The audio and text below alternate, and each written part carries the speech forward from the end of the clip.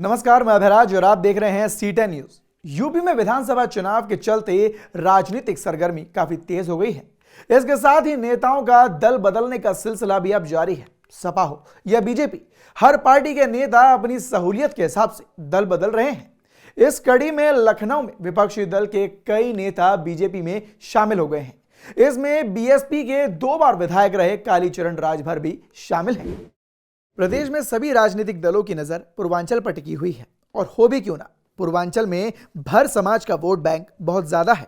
ओम प्रकाश राजभर अब सपा में गठबंधन में है, तो फिर वहीं दूसरी तरफ अगर बात की जाए पूर्व विधायक कालीचरण राजभर समेत समाज के कई नेता आज यानी 12 दिसंबर को बीजेपी में शामिल हो गए हैं। इस मौके पर कानून मंत्री ब्रजेश पाठक और वरिष्ठ बीजेपी नेता लक्ष्मीकांत वाजपेयी सहित बीजेपी के कई बड़े पदाधिकारी मौजूद रहे।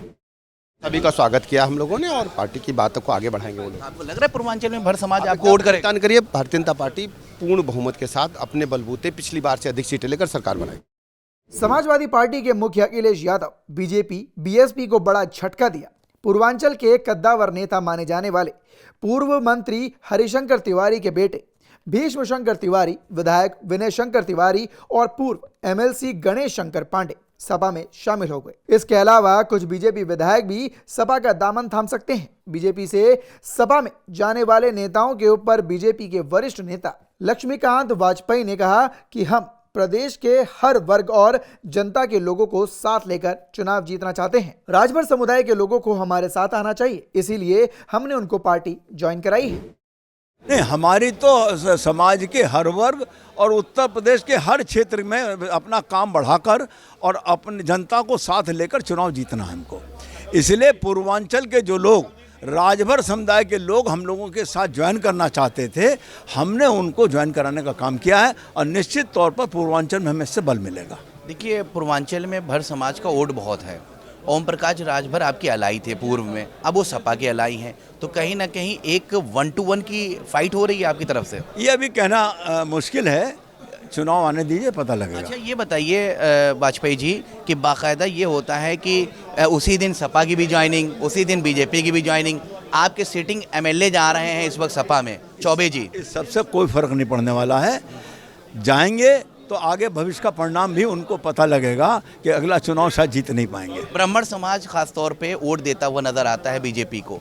हरिशंकर तिवारी एक बड़ा चेहरा पूर्वांचल का, उनके बेटे सब जा रहे हैं इस वक्त सपा में। मैं उनका और उनके परिवार का सम्मान करता हूं, लेकिन राजनीतिक दृष्टि से वो परिणाम नहीं दे पाएंगे। बीजेपी में राजभर समाज के कई लोग शामिल हुए, जिस पर बीजेपी सांसद अशोक वाजपेयी ने कहा कि राजभर समाज के कई नेताओं के आने से बीजेपी को काफी फायदा होगा। इन सब के पार्टी में आने से असर होगा, क्योंकि पार्टी में आने वाले सभी नेता जमीन से जुड़े हुए हैं। बीजेपी में बहुत सारे नेता बसपा, सपा और अन्य पार्टियों से शामिल हुए हैं। नहीं, बहुत ज़्यादा असर होगा। ये सब जमीनी नेता हैं। इसमें बहुत सारे नेता बहुजन समाज पार्टी से, बहुत सारे नेता समाजवादी पार्टी से और महाराजा सुहेलदेव सेना से बड़ी संख्या में राजभर समाज के प्रभावी और क्षेत्रीय नेताओं ने आज भारतीय जनता पार्टी ज्वाइन की है। पूर्व विधानसभा सदस्य, पूर्व सांसद के अतिरिक्त जो जमीनी कार्यकर्ता बड़ी संख्या में राजभर समाज का आज जुड़ा है पार्टी से। मैं समझता हूँ इससे राजभर समाज का बहुसंख्यक समर्थन भारतीय जनता पार्टी के साथ होगा। और ये जो समझौता समाजवादी पार्टी से नेता ने किया है, वो तो केवल परिवार तक ही सीमित, जो समाजवादी पार्टी का चरित्र है वही चरित्र उस पार्टी का है कि केवल परिवार तक ही पार्टी सीमित है।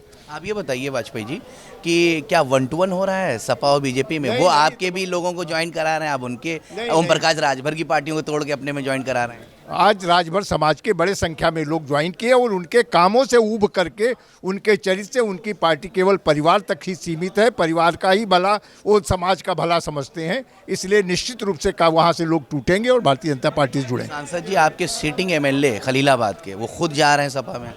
नहीं, वो ये तो उनकी मर्जी है, जो जाना चाहे। और जनता में भारतीय जनता पार्टी बड़े पैमाने पर बदलाव भी कर रही। उन्हें मालूम है कि जनता के बीच उनकी छवि अच्छी नहीं, इसलिए पार्टी टिकट नहीं देगी, जा रहे हैं।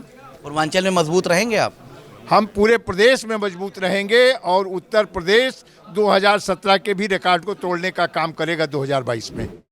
खबरें तो ऐसी भी हैं कि 2017 में ओम प्रकाश राजभर ने बीजेपी के साथ मिलकर विधानसभा चुनाव लड़ा था और इसका सियासी फायदा दोनों ही पार्टियों को मिला था। यूपी की लगभग 22 सीटों पर बीजेपी की जीत में राजभर वोट बैंक बड़ा कारण बना था। ओम प्रकाश राजभर की पार्टी को 4 सीटों पर जीत भी मिली थी। अब आगे देखना होगा कि आने वाले विधानसभा चुनाव में यूपी की सत्ता पर कौन काबिज होता है। Bureau report, C10 news.